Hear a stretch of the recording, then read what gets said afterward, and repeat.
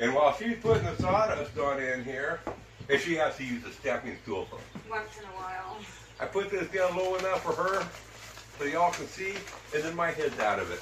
That's how short my wife is. Let me see if I can tip this up. Maybe that'll be better. Now, Yeah, you're still out of it. I'm in it fine. Now, while she's filling this up with sawdust,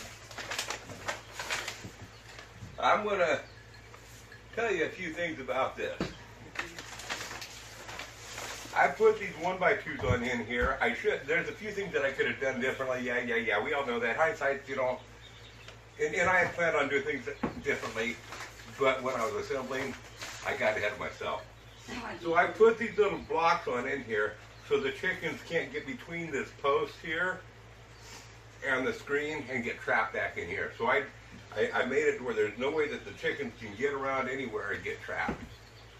And another thing is, my wife had to bring this block on in here to step on up to it. I didn't major things on out for her. So I'm going to need to cut this down lower. When we have the next batch of chicks, I'll lower it at that point. But there's another thing. I got a hole cut into the lid that we drop on here. That hole, I'm going to build a screen that goes over it, or chicken wire basically. That's going to be a trap door type of a deal where I can take it out and put a heat lamp to clamp it on in there. When the baby chicks are really small, they'll need a heat lamp. As they get older, I can do away with the heat lamp. And I don't want them to get to the point where they might fly on out of that hole, so I'll have a little trap screen door that goes over it. So anyway, I'm going to shut up and I'm going to let my wife do the talking now. I'm thinking what to say.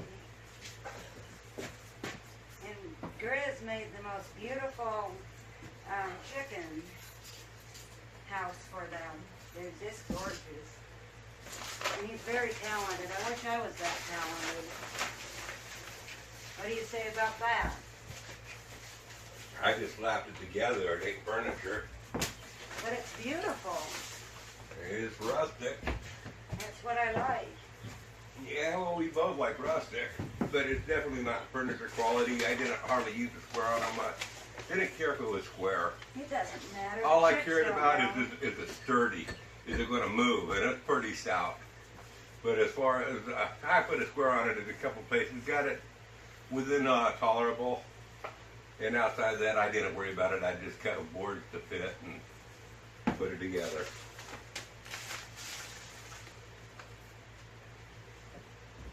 But on the other hand, I will say, and I'm not trying to pat myself on the back, but after several years of construction, I'm pretty good at being able to see with my eye if something's square or level or whatever. I can just kind of look and kind of tell.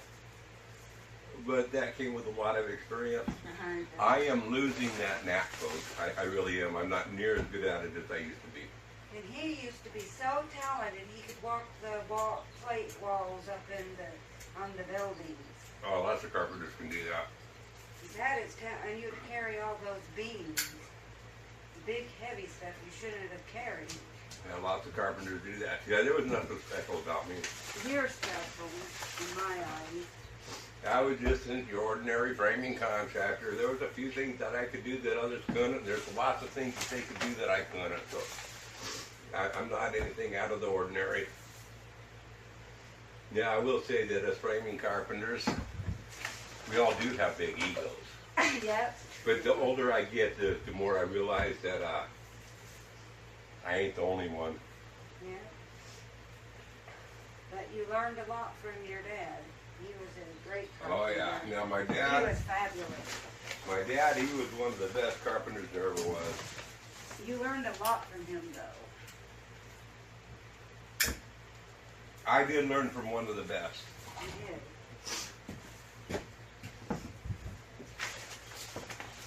And to this day, I still want to make a pimple on his ass at being a carpenter. That's how good of a carpenter my dad was. Oh, he was awesome. He could build cabinets that were just awesome. Yeah, he was definitely a master craftsman. I wish I'd have paid more attention back in the day. How much of this do we need? That's probably enough. Just kind of, that's actually plenty. That's more than Okay. I'll just spread that around, get it kind of leveled on out. The reach. And that end should go ahead and leave that deeper for it to be warmer, because that's where they'll probably sleep. In Oh, that one. down here? Yeah, that's going to be the privacy end, but the heat will be Okay. pointed in that direction. So how high? Oh, that's plenty high. Yeah, but I couldn't reach over there. That's how short I am. And you have a daughter much shorter than me. I do the rest. My wife's got to put the water dish and the feeding dish. She's probably going to need to rinse the water dish out. It looks I not need too to bad, get but a- it won't hurt to clean it out I need again. to get a better feeding bowl. I am going to make a feeder. It is hunting season, folks, and so a lot of this I'm doing on a mad rush, so I can go out hunting in the mornings and evenings, and I was going to go out hunting this evening, but it's getting a little bit late. By the time I got out to the spot where I want to hunt, I just haven't enough time to get on out there, lift my rifle on up, point at something, and shoot. And most likely you ain't going to see something that quick. Just drive up there right at dusk, and see something right then and shoot. And I mean, if I was out there and shot something at dusk, yeah, but I ain't going to go on up there on a Hail Mary.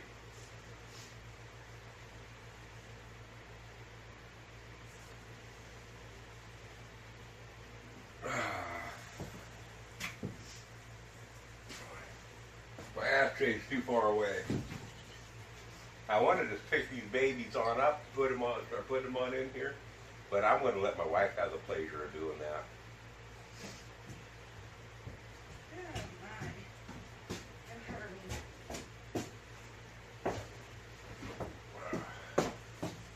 Cigarette went out.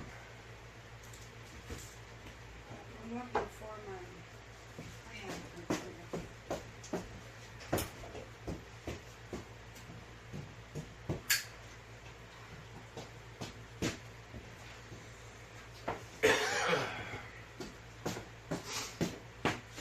Now, when we have the lid on, Dan, you'll want to keep the water and the food at this side here. This side here, you can prop it open, and you have the most room.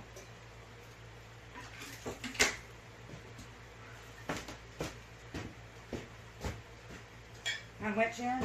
On this On end? this end here, yeah, on the right here, the water and food right here. And how close to the, Yeah, pretty close.